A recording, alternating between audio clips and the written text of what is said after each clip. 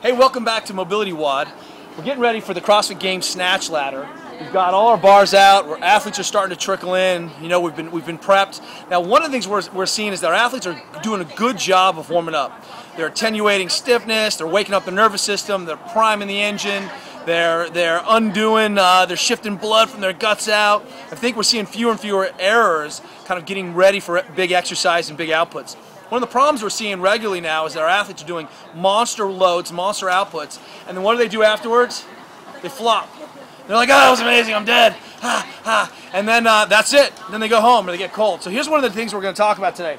I call this an error in adaptation, or an adaptation error. An adaptation error. And if you've been to my workshop or seen what we talk about, we basically put adaptation on the corner of performance and mobility, and we'll talk about this further, but oftentimes we see adaptation errors really drive problems in mobility, and then when we have problems in mobility, we end up having problems in position, subsequently we have problems with movement, and then boom, we have problems in performance. So the problem is that in this adaptation window, one of the big mistakes athletes do is immediately after, they don't cool down. Now, I know that a lot of good Olympic athletes like Mike Phelps will do double the yardage that he does in the pool afterwards in the cool down pool. So what I want to make sure is that you guys are finishing these workouts and then immediately, as soon as you can stand up and start talking again, go do some movement. Go row an easy 2K. Go do a little movement. Even in our strength athletes, one of the best athletes on the planet is a kid named Donnie Thompson, who has the world record, all-time greatest total in powerlifting, and he knows that. In fact, he was on my case one time. He's like, hey, Kelly, after heavy squatting, you cannot go back to work. You need to open up those tissues. And what's happened physiologically is that you've really primed your engine and you've had this adaptation response where your body's like, holy crap, I survived that.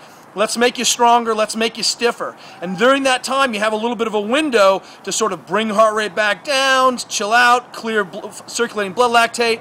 If you'll notice that the guys in the Tour de France, whew, they go right out of there, then they're back on the bikes, they're spinning. There's even some machines that they use to compress and get tissues turned around. What I want you to do, as soon as you finish these exercises, don't make the error.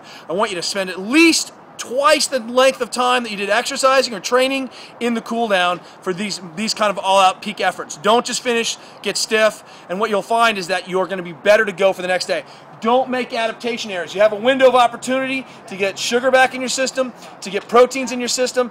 Follow the guidelines. The hydration makes a huge difference. Electrolytes makes a huge difference. In fact, I think John Berardi says that when we see athletes who don't replace electrolytes and fluids right away, really mucks up some of the protein synthesis. So take seriously your post-window, post-exercise nutrition. Let me give you an example. Erin Cafaro wins a gold medal in the World Championship. Someone hands her a banana and a protein smoothie right off the boom. First thing she does, as they're like, great job. She's got her gold medal. She's like, yes, that was amazing. We said Olympic history or World Championship history. And then she's drinking and eating, getting ready for the next thing. So don't make an adaptation error. Make sure you're cooled down. And tomorrow, you got work to do. See you guys tomorrow.